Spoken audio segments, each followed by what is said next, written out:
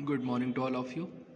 Last video explanation में हमने हमारा जो ऑक्सीजन फैमिली का टॉपिक चल रहा था सल्फ़र, उसमें H2SO4 के method of preparation and physical properties यानी कि निर्माण की विधियाँ एवं भौतिक गुण ये कंप्लीट कर लिया था। आज हम स्टार्ट करने जा रहे हैं अपना topic chemical properties of H2SO4 यानी कि सल्फ्यूरिक अम्ल की रासायनिक गुण। इसमें सबसे पहली प्रॉपर्टी है वियोजन यानी कि डिसोसिएशन। तो जो हमारा H2SO4 होता है, ये जो सल्फ्यूरिक एसिड है, इसको अगर हम 338 डिग्री सेल्सियस टेम्परेचर, जितना इसका बॉइलिंग पॉइंट है, जितना इसका क्वथनांक है, अगर H2SO4 को 338 डिग्री सेल्सियस तक हीट कर दें तो फिर ये H2O और SO3 यानी कि सल्फर ट्राइऑक्साइड इनमें क्या हो जाता है, डिसोसिएट हो जाता है, इनमें विघटित हो जाता है। यही सल्फर ट्राइऑक्साइड और वाटर के मॉलिक्यूल थे जिनको मिल करके H2SO4 का हमने निर्माण किया था। तो यहाँ पर डिसोसिएशन भी उन सब्सटेंस में ही हो जाएगा जिनसे ये बना था। कितने टेम्परेचर तक हीट करना पड़ेगा, 338 डिग्री सेल्सियस तक। दूसरा इसका जो प्रॉपर्टी है वो है एसिडिक नेचर यानी कि अम्लीय गुण। तो इसके अम्लीय गुण के बारे में बताना आई थिंक ज़रूरी नहीं है। क्यों? क्योंकि हमें पता है कि H2SO4 है, जब ये ब्रेक होता है, जब ये डिसोसिएट होता है तो ये क्या बनाता है, अगर इसको हम वाटर में डिज़ोल्व करें। एसिड क्या होते हैं? एसिड वो सब्सटेंस होते हैं जो वाटर में डिज़ोल्व करने पर H+ आयन देते हैं और हाइड्रोनियम आयन बनाते हैं। तो जैसे ही आप H2SO4 को H2O में मिक्स करते हैं वैसे ही यहाँ पर बन जाता है H3O+ यानी कि H2O जो है, जो वाटर है आपका, वो H+ के साथ मिल करके बनाता है H3O+। साथ में यहाँ पर हमें HSO4- ये बायसल्फेट आयन जो है वो प्राप्त हो जाते हैं। फिर ये जो बायसल्फेट आयन है जो HSO4- है, क्यों?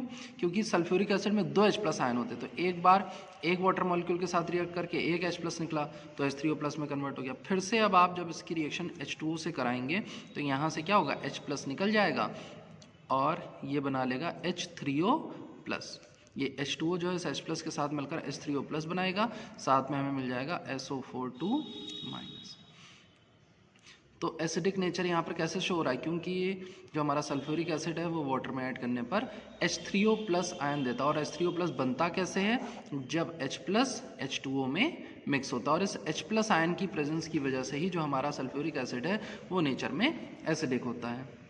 इसके बाद इसके एसिडिक नेचर को शो करने के लिए आप एसिड, जो सल्फ्यूरिक एसिड है, उसकी रिएक्शन किसी भी बेस से करा देंगे तो आपको वाटर और सॉल्ट जो है वो मिल जाएगा। जैसे H2SO4 की रिएक्शन आपने करा दी NaOH से, तो यहाँ पर आपको मिल जाएगा Na2SO4+2H2, sodium sulphate plus water.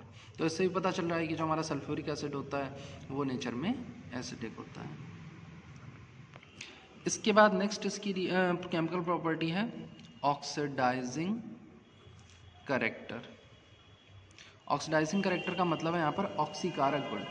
हमारा H2SO4 है, जब इसको हीट किया जाता है, सल्फ्यूरिक अम्ल को जब गर्म करते हैं तो इसमें से H2O+SO2+ नीसेंट ऑक्सीजन जो है वो हमें मिलती है।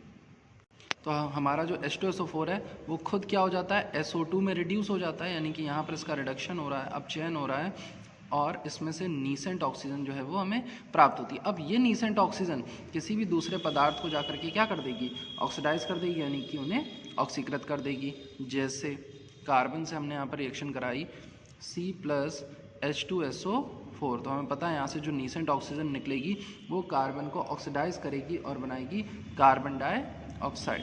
तो ये C जो है CO2 में कन्वर्ट हो गया, प्लस जो हमारा H2SO4 है वो किस में रिड्यूस होगा, SO2 में और H2O में।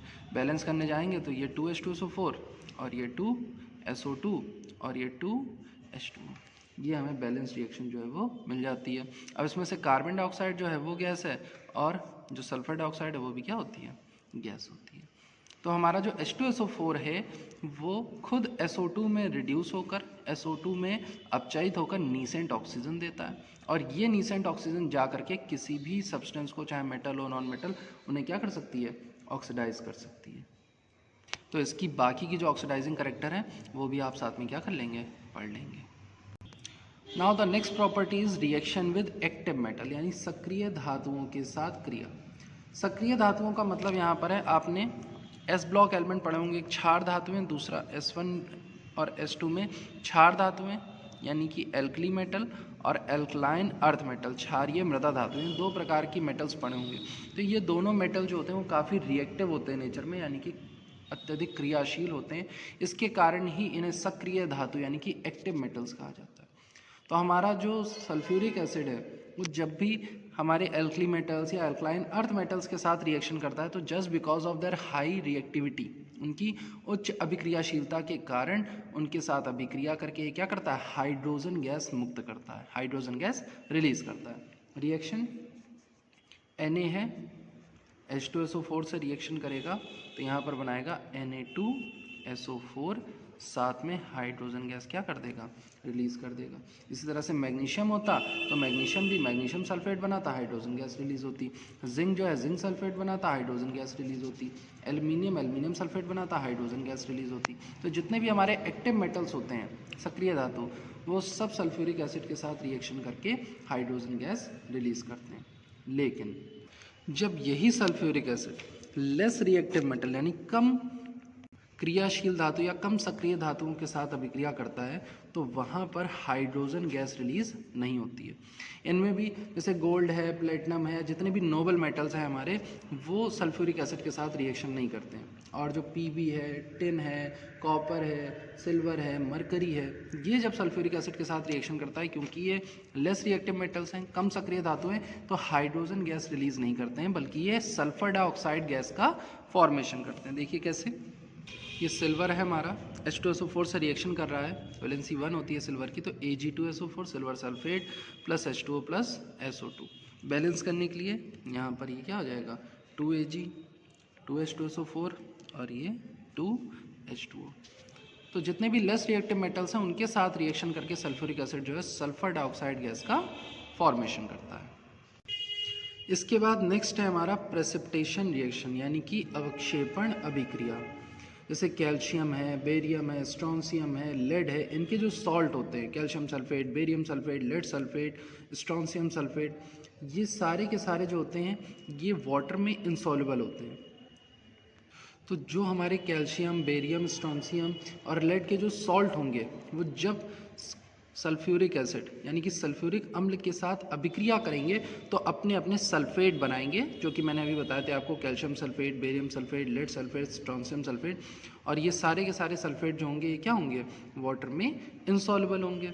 जब वाटर में इनसॉल्युबल होंगे तो ये नीचे बैठ जाते हैं, मिक्स तो हो नहीं पाते, मिल तो पाते नहीं, तो नीचे बैठ जाते हैं और अवक्षेप का निर्माण करते हैं। और इस अभिक्रिया को अवक्षेपण अभिक्रिया यानी कि प्रेसिपिटेशन रिएक्शन कहा जाता है। देखिए किस तरह से, कैल्शियम क्लोराइड लिया हमने, ये कैल्शियम का एक सॉल्ट है, कैल्शियम का लवण है, इसकी अभिक्रिया हम करा रहे हैं H2SO4 से। तो यहाँ क्या होगा, जो CaCl2 H2SO4 है उसमें Ca जो है वो SO4 के साथ रिएक्शन करके कैल्शियम सल्फेट बनाएगा। तो ये क्योंकि वाटर में इनसॉल्युबल होगा तो ये नीचे बैठ जाएगा, देखिए डाउन एरो लगाया है, साथ में यहाँ पर फॉर्म होगा 2HCl। तो ये जो है अवक्षेप बन रहा है, प्रेसिपिटेट बन रहा है, इसको पीपीटी कहते हैं। तो इसीलिए इस अभिक्रिया का नाम क्या है, अवक्षेपण अभिक्रिया यानी कि प्रेसिपिटेशन रिएक्शन। इसके बाद नेक्स्ट रिएक्शन है डिस्प्लेसमेंट रिएक्शन यानी कि विस्थापन अभिक्रिया। तो जो हमारा सल्फ्यूरिक एसिड होता है वो ज़्यादा वाष्पशील अम्लों यानी कि जो नेचर में ज़्यादा वॉलेटाइल एसिड्स होते हैं उन्हें उनके सॉल्ट से क्या कर देता है, डिस्प्लेस कर देता है, उन्हें विस्थापित कर देता है। जैसे कि हमने यहाँ पर एक सॉल्ट लिया CH3COONA सोडियम एसिटेट और इसकी रिएक्शन कराई H2SO4 से, तो ये काफ़ी वोल्टाइल होता है। इस वजह से H2SO4 जो है यहाँ पर रिएक्शन करके क्या करेगा, सॉल्ट को, जो ये CH3CONA का जो सॉल्ट है इसमें से एसिड को डिस्प्लेस कर देगा, एसिड को बाहर निकाल देगा। तो CH3CONA जो है बना होगा किस एसिड से, CH3COOH से। तो यहाँ पर हमें क्या मिल जाएगा, CH3COOH साथ में Na2SO4। और ये क्योंकि वॉलेटाइल है तो ये वेपर्स के फॉर्म में ऊपर क्या हो जाता है, कलेक्ट हो जाता है। इसको बैलेंस करने जाएंगे तो यहाँ पर 2, यहाँ पर 2। इस तरह से जो सल्फ्यूरिक एसिड है वो ज़्यादा वॉलेटाइल एसिड्स को उनके सॉल्ट से डिस्प्लेस कर देता है यानी कि विस्थापित कर देता है, और ये अभिक्रिया कहलाती है डिस्प्लेसमेंट रिएक्शन यानी कि विस्थापन अभिक्रिया। इसके बाद नेक्स्ट हमारी केमिकल प्रॉपर्टी है निर्जलीकारक के रूप में इसका उपयोग, यानी कि एज अ डिहाइड्रेटिंग एजेंट। जो हमारा कॉन्सेंट्रेट सल्फ्यूरिक एसिड होता है, सांद्र सल्फ्यूरिक अम्ल होता है, वो आर्द्रताग्राही होता है, यानी कि हाइग्रोस्कोपिक होता है नेचर में। कहीं से भी मॉइस्चर को या वाटर वेपर्स को क्या कर सकता है, एब्जॉर्ब कर सकता है। और इसीलिए इसका यूज़ जो है एक स्ट्रॉन्ग डिहाइड्रेटिंग एजेंट के रूप में, यानी कि प्रबल निर्जलीकारक के रूप में किया जाता है। जैसे कि जितने भी ऑर्गेनिक एसिड्स हैं, कार्बनिक अम्ल, चीनी है, स्टार्च है, कागज़ है, लकड़ी है, इन सब की रिएक्शन अगर आप sulphuric acid, concentrate sulphuric acid से कराएंगे तो ये उनमें से क्या करेगा, वाटर एब्जॉर्ब कर लेगा, जल को अवशोषित कर लेगा और उन्हें काला कर देगा। जैसे एक एग्जांपल देखिए, यहाँ पर हमने क्या किया, C12H22O11 लिया और इसको हमने हीट किया किसकी प्रेजेंस में, H2SO4 की प्रेजेंस में। तो जो सल्फ्यूरिक एसिड होगा वो यहाँ से वाटर क्या कर लेगा, एब्जॉर्ब कर लेगा। जैसे ही इसने वाटर एब्जॉर्ब किया तो ये कन्वर्ट हो जाएगा 12C+11H2। इसी तरह से हम यहाँ पर ऑक्जेलिक एसिड ले लें, H2C2O4, इसका स्ट्रक्चर अगर याद हो COH बॉन्ड COOH। तो ऑक्जेलिक अम्ल हम ले रहे हैं और इसको भी हम क्या कर रहे हैं, हीट कर रहे हैं किसकी प्रेजेंस में, कॉन्सेंट्रेट H2SO4 की प्रेजेंस में। तो इसमें क्या होगा, H2O बनेगा, CO बनेगा और CO2, यानी कार्बन जो है, कार्बन डाइऑक्साइड, कार्बन मोनोऑक्साइड दोनों में चेंज हो जाता है और साथ में वाटर, इसने क्या किया, वाटर को एब्जॉर्ब कर लिया। तो हमारा जो कॉन्सेंट्रेट सल्फ्यूरिक एसिड है, जो सांद्र सल्फ्यूरिक अम्ल होता है, वो एज अ डिहाइड्रेटिंग एजेंट यानी कि निर्जलीकारक के रूप में भी उपयोग होता है। इसके बाद नेक्स्ट रिएक्शन हमारी रिएक्शन विद SO3, यानी कि SO3 से क्रिया। तो जो हमारी सल्फर ट्राइऑक्साइड गैस है, जो SO3 गैस है, जब उसे हम कॉन्सेंट्रेट H2SO4 से पास कराते हैं तो ये बनाती है पायरो सल्फ्यूरिक एसिड। इस पायरो सल्फ्यूरिक एसिड को ओलियम या फ्यूमिंग सल्फ्यूरिक एसिड भी कहा जाता है। जो SO3 है, ये जब H2SO4 से पास कराई जाती है तो ये बनाती है H2S2O7। तो अभी अगर आपको याद हो, आपने एक रिएक्शन पढ़ी थी सबसे पहली, डिसोसिएशन, यानी कि जब हम सल्फ्यूरिक एसिड को हीट करते थे, कॉन्सेंट्रेट सल्फ्यूरिक एसिड है, उसको अगर हम हल्का सा भी हीट करें या नॉर्मली हम रख दें तो ये सल्फ्यूरिक एसिड क्या होता है, H2SO4 जो है ये H2O और SO3 का फॉर्मेशन करता था। तो ये सल्फर ट्राइऑक्साइड गैस, अब इस बॉटल में यहाँ पर H2SO4 रखा हुआ है, ठीक है, भरा हुआ है पूरा। अब इसमें डिसोसिएशन हुआ तो SO3 गैस बनेगी। जब डिसोसिएशन होगा तो ये SO3 गैस जब इसमें प्रेजेंट, पहले से ही प्रेजेंट H2SO4 से मिक्स होगी तो बनाएगी H2S2O7, जिसे हम सधूम सल्फ्यूरिक अम्ल यानी कि फ्यूमिंग सल्फ्यूरिक एसिड कहते हैं। इसीलिए कभी कभी जब एसिड जो है रखा रहता है, उसका कैप ओपन करिए तो उसमें से धुआं जो है वो बाहर आता है, तो वो और कुछ नहीं होता है, वो ओलियम या फ्यूमिंग सल्फ्यूरिक एसिड ही होता है। तो ये थी हमारी कुछ इंपॉर्टेंट केमिकल प्रॉपर्टीज़। इसके बाद यूजेस की अगर बात करें हम, तो इसमें सबसे पहला यूज़ है प्रयोगशाला अभिकर्मक के रूप में, यानी कि लेबोरेटरी में रिएजेंट के फॉर्म में। HCl, HNO3, H3PO4, ये सारे जो इंपॉर्टेंट एसिड होते हैं इन्हें बनाने में। NH4 होल ट्वाइस SO4 यानी कि अमोनियम सल्फेट या कैल्शियम सुपर फॉस्फेट आदि उर्वरक यानी कि फर्टिलाइज़र बनाने में। अभी पढ़ के आए निर्जलीकारक के रूप में, यानी कि डिहाइड्रेटिंग एजेंट के रूप में। इसके अलावा जैसे रंग होते हैं, कागज़ हैं, कपड़े हैं, इनकी इंडस्ट्री में यूज़ होता है, पेपर इंडस्ट्री में, क्लॉथ इंडस्ट्री में, कलर इंडस्ट्री में, एंड विस्फोटक पदार्थों के निर्माण में। विस्फोटक पदार्थ का मतलब जो एक्सप्लोजिव होते हैं वो बनाने में। साथ ही जो बैटरी वगैरह होती हैं आपकी, जो कार बैटरी हैं, इन्वर्टर की बैटरी हैं, उनमें भी सल्फ्यूरिक एसिड यूज़ होता है। एंड एक स्ट्रॉन्ग ऑक्सीडाइजिंग एजेंट के रूप में, यानी कि ऑक्सीकारक के रूप में हम हमारे सल्फ्यूरिक अम्ल को उपयोग करते हैं, यानी H2SO4 का यूज़ करते हैं। और इसी के साथ हमारा जो H2SO4 है वो टॉपिक क्या होता है, कंप्लीट होता है। यहाँ पर इन्होंने H2SO4 की जो स्ट्रक्चर है वो दिया हुआ है। सल्फ्यूरिक एसिड के साथ ही हमारा जो ऑक्सीजन फैमिली का टॉपिक था वो कंप्लीट हो गया। अब हम स्टार्ट करने जा रहे हैं हमारी इनर्ट गैसेस। हेलोजन फैमिली अभी नहीं पढ़ाई जा रही है, एग्ज़ाम के पर्पस से इनर्ट गैसेस का जो टॉपिक है वो ज़्यादा इंपॉर्टेंट है, इसलिए पहले इसे कंप्लीट किया जा रहा है। तो जो हमारी अक्रिय गैसें हैं, जो इनर्ट गैसेस हैं, इसमें आती हैं हमारी helium, neon, organ, krypton, xenon, radon. हम सबको पता है कि इन्हें नेचर में इनर्ट गैसेस या अक्रिय गैसें क्यों कहते हैं, या फिर अब इन्हें नोबल गैसेस के नाम से भी जाना जाता है। पहले इन्हें अक्रिय गैस कहते थे, इनर्ट गैसेस कहते हैं। क्यों? क्योंकि इन सबके ऑक्टेट जो हैं वो कंप्लीट होते हैं, इन सबका अष्टक जो है वो पूर्ण भरा होता है। अष्टक पूर्ण भरा होने का मतलब है, ऑक्टेट कंप्लीट होने का मतलब यहाँ पर ये है कि हीलियम को छोड़ करके बाकी सारे जितने भी हमारे नोबल गैसेस हैं उन सब के आउटर मोस्ट शेल में 8 इलेक्ट्रॉन जो हैं वो प्रेजेंट होते हैं। हीलियम जो है वो एक ऐसी इनर्ट गैस है जिसके आउटर मोस्ट शेल में केवल 2 इलेक्ट्रॉन प्रेजेंट होते हैं। क्यों? क्योंकि इसका एटॉमिक नंबर ही 2 होता है, और एटॉमिक नंबर 2 होने की वजह से इसके पास सिर्फ, इसके न्यूक्लियस के पास सिर्फ एक शेल, केवल एक कोश पाया जाता है। पहला कोश के शेल जिसे कहते हैं, के कोश कहते हैं, और पहले शेल में अधिकतम इलेक्ट्रॉनों की संख्या ही केवल 2 हो सकती है। इस वजह से हीलियम में 2 इलेक्ट्रॉन होने के बाद भी इसका ऑक्टेट क्या माना जाता है? कंप्लीट माना जाता है। जबकि नियॉन एटॉमिक नंबर 10, तो इसमें 2,8 आउटर मोस्ट शेल में 8 इलेक्ट्रॉन। ऑर्गन एटॉमिक नंबर 18, तो 2,8 आउटर मोस्ट शेल में 8 इलेक्ट्रॉन। इसी तरह से जितनी भी इनर्ट गैसेस हैं सबके आउटर मोस्ट शेल में क्या होते हैं? 8 इलेक्ट्रॉन प्रेजेंट होते हैं। इनका अष्टक पूर्ण होता है, जिस कारण से ये किसी भी अन्य पदार्थ के साथ या किसी भी अन्य किसी भी डिफरेंट सब्सटेंस के साथ केमिकल रिएक्शन शो नहीं करते हैं, और अपने इस नेचर की वजह से ही इन्हें इनर्ट गैसेस यानी अक्रिय गैस कहा जाता है। तो जब तक हमने अक्रिय गैस यानी कि इनर्ट गैसेस की ज़्यादा स्टडी नहीं की थी, तो हमें यही पता था कि जो इनर्ट गैसेस होती हैं उन सबके ऑक्टेट कंप्लीट होते हैं, और इस वजह से ये किसी भी अदर सब्सटेंस के साथ, किसी भी अन्य पदार्थ के साथ अभिक्रिया नहीं करती हैं। क्यों? क्योंकि इनका ऑक्टेट कंप्लीट अष्टक पूर्ण है, तो ना तो ये किसी को इलेक्ट्रॉन देंगी, ना ही किसी से इलेक्ट्रॉन लेंगी, जिसके कारण ये प्रकृति में अक्रिय होंगी यानी कि नेचर में इनर्ट होंगी, और तब इनका नाम पड़ गया इनर्ट गैसेस यानी कि अक्रिय गैसें। लेकिन जैसे जैसे हमने अपनी स्टडी को ब्रीफ किया, हमने बहुत विस्तार में अपनी स्टडी को बढ़ा, इंक्रीज़ किया, तो हमें पता चला कि किसी भी ग्रुप में टॉप टू बॉटम जाने पर, परमाणु में मतलब हमारा जो समूह होता है, जो वर्ग होता है, उसमें ऊपर से नीचे जाने पर जो एटॉमिक साइज़ है वो क्या होता जाता है?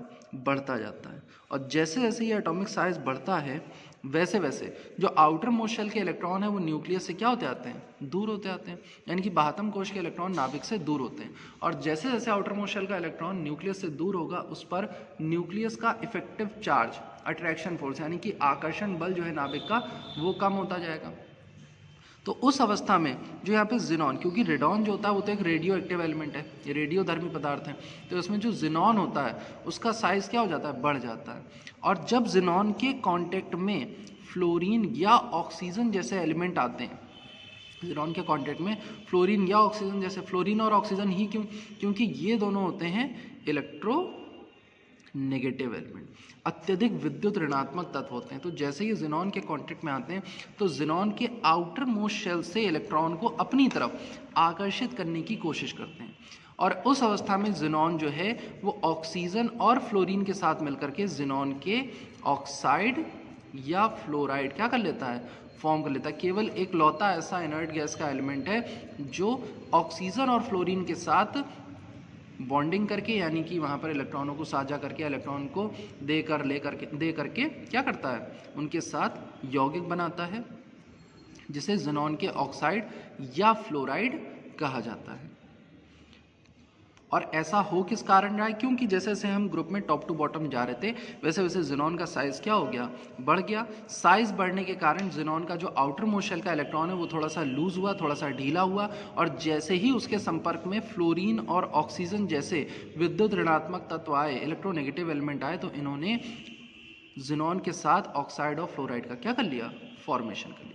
इसके बाद से ही जो हमारी इनर्ट गैसेस हैं उनका नाम इनर्ट गैसेस से हटा करके नोबल गैसेस कर दिया गया। क्यों? क्योंकि अब ये नेचर में इनर्ट नहीं रही, एक गैस ऐसी मिल गई जो क्रिया कर सकती है, जबकि अक्रिय का मतलब है जो बिल्कुल भी क्रिया ना करें। तो इस वजह से अब इन्हें नोबल गैसेस यानी कि आदर्श गैसों के नाम से भी जाना जाता है। तो इस स्पेसिफिकेशन के बाद आपको एक और चीज़ याद रखनी है कि जो नोबल गैसेस होती हैं उनकी इलेक्ट्रॉन एफिनिटी की वैल्यू जो है वो 0 होती है, और आयनाइजेशन पोटेंशियल की जो वैल्यू होती है वो मैक्सिमम होती है, यानी कि इनकी इलेक्ट्रॉन बंधुता का मान 0 होता है तथा इनके आयनन विभव का मान या आयनन ऊर्जा का मान सबसे अधिकतम होता है। कारण? क्योंकि इनका अष्टक क्या होता है? पूर्ण होता है, जिस कारण से इनके बाह्यतम कोश में हम एक भी इलेक्ट्रॉन जोड़ नहीं सकते। क्यों, ऑक्टेट पहले से ही कंप्लीट है तो इलेक्ट्रॉन ऐड करने की ज़रूरत ही नहीं है, जिस वजह से इलेक्ट्रॉन एफिनिटी क्या होगी, 0 होगी। और क्योंकि ऑक्टेट कंप्लीट है, अष्टकपूर्ण है, तो हम इनके बाह्यतम कोश से इलेक्ट्रॉन निकाल भी नहीं सकते हैं, आउटर मोस्ट शेल से इलेक्ट्रॉन निकाल भी नहीं सकते हैं। इस वजह से इनका आयनाइजेशन पोटेंशियल या आयनन ऊर्जा क्या होती है, सबसे अधिक होती है।